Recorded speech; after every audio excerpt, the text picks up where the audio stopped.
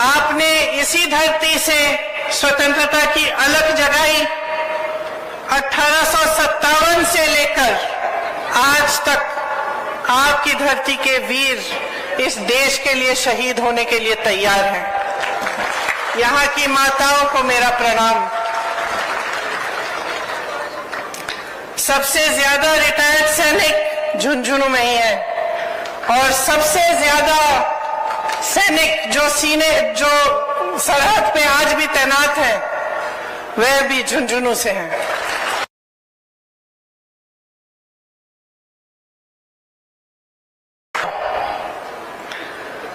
बिरला, दालमिया, सिंह,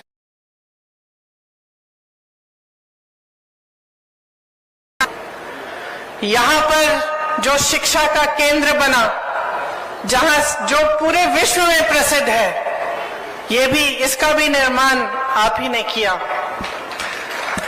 भारत की जो गंगा जमुनी संस्कृति है, यहाँ झुंझुनू में इसका मिसाल भी है। यहाँ चंचल नाथ जी के टीले पर कव्वाली भी सुनाई देती है और कमरुद्दीन जी की दरगाह पर भजन भी। ये राजस्थान प्रदेश वीरों का प्रदेश है। आपको गर्व होना चाहिए अपने प्रदेश पे। आपने हमारे देश को कितना दिया। आपकी मेहनती जनता, दिन रात काम करने वाले किसान, आप ही ने इस देश का निर्माण किया है। आप ही ने इस प्रदेश को आगे बढ़ाया है। आपका इतिहास शौर्य का है, शक्ति का है। एक ऐसा इतिहास है जिस पर पूरे देश को गर्व है। तो आज आपके सामने मैं चुनाव के मौके पर खड़ी हूं। ओला जी ने कहा कि मेरे परिवार के बहुत सदस्य मेरे से पहले यहां आए, उन्होंने अपने परिवार के सदस्यों की भी बात की।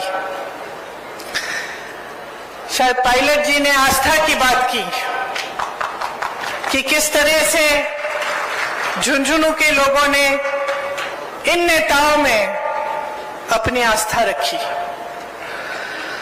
चुनाव आता है तो हर पार्टी के लोग, हर पार्टी के नेता आते हैं, सबके भाषण सुनते हैं आप।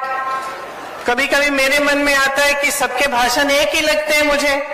हम उनको दोष देते हैं, वो हमें दोष देते हैं। हम कहते हैं कि वो भ्रष्ट हैं, वो कहते हैं हम भ्रष्ट हैं।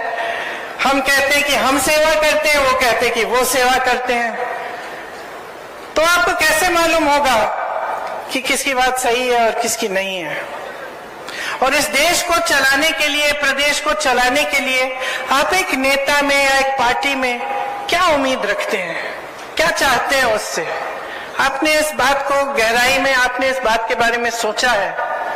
आज मैं इस बात को आपके सामने रखना चाहती हूं कि जो नेता होता है, जो प्रदेश को चलाता है या देश को चलाता है, उसको एक गहरी समझ होनी चाहिए।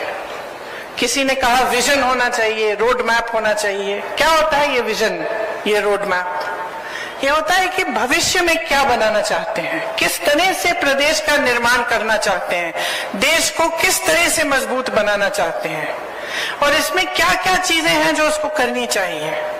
और ये विजन जो होता है, ये रोड मैप जो होता है, इसी के जरिए फिर विकास होता है। जिस तरह से यहाँ आपका कॉलेज है, ये छात्राएं बैठी हुई हैं, आज आप पढ़ाई कर रही हैं।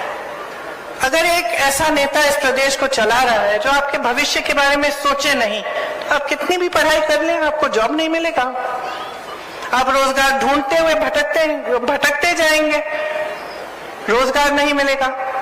अगर ऐसी सरकार है जो सोच नहीं रही है आगे के बारे में, भविष्य के बारे में, आप देखिए यहाँ पे बिट्स पिलानी है आपके क्षेत्र में, किसी के सोच के जरिए बनी।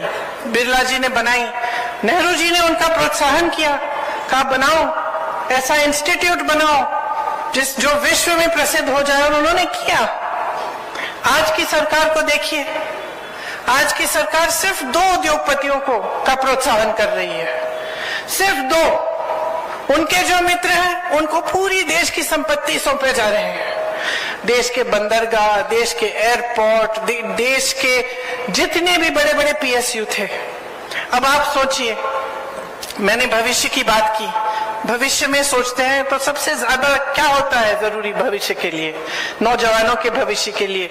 बहनें आप यहाँ बैठी हैं, आप अपनी बेटियों को, अपने बच्चों को पढ़ाती लिखाती हैं, मेहनत करती हैं, रोज खेती में जाती हैं, मेहनत करती हैं और उस मेहनत की कमाई से इन्हें पढ़ाती हैं। तो आप क्या उम्मीद रखती हैं इनके भविष्य के लिए कि बड़े होकर नौकरी मिलेगी, कमाएंगे, खुद अपना भविष्य मजबूत बनाएंगे? तो अगर एक ऐसी सरकार है जो रोजगार बना ही नहीं रही है, तो फिर आपके भविष्य का क्या होगा? जिसका विजन नहीं है, रोड मैप नहीं है कि रोजगार कैसे बनेंगे। शिक्षा की एक नई संस्था नहीं बनाएंगे, जो पुरानी है उनको भी बिगाड़ के रख देंगे। अगर ऐसी सरकार होगी तो आपके भविष्य का क्या होगा?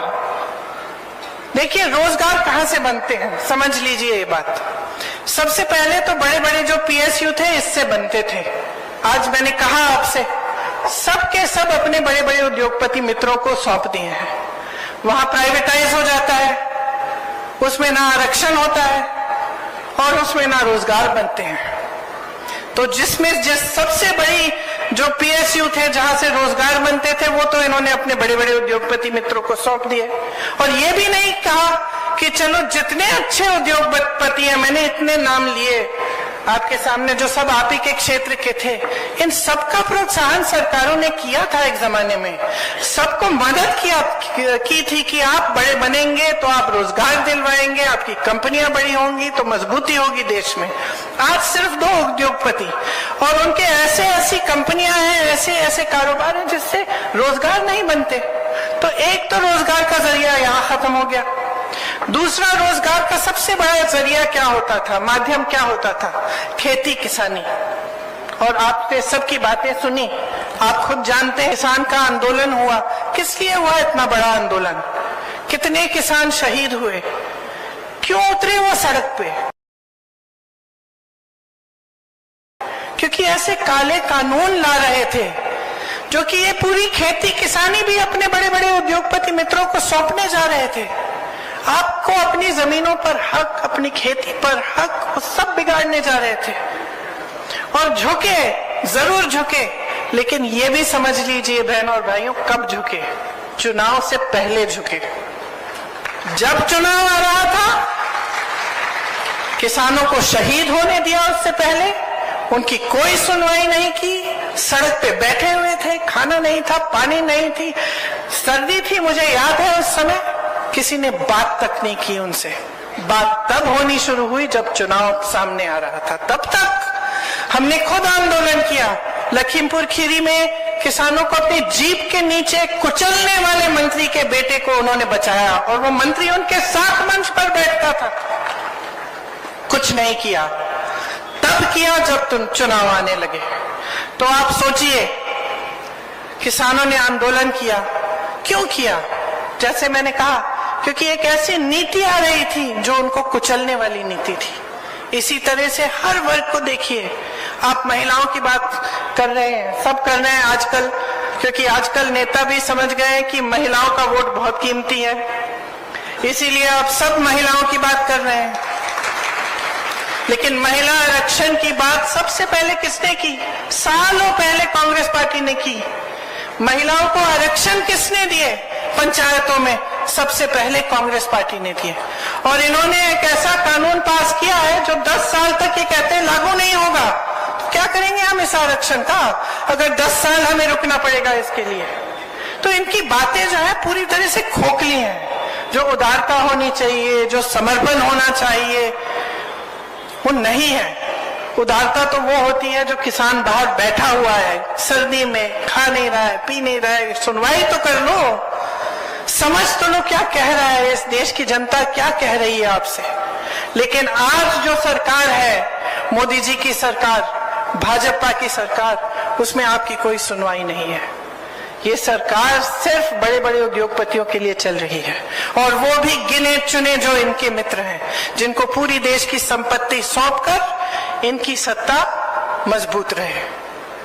तो आपको समझना पड़ेगा कि आज की जो परिस्थितियां हैं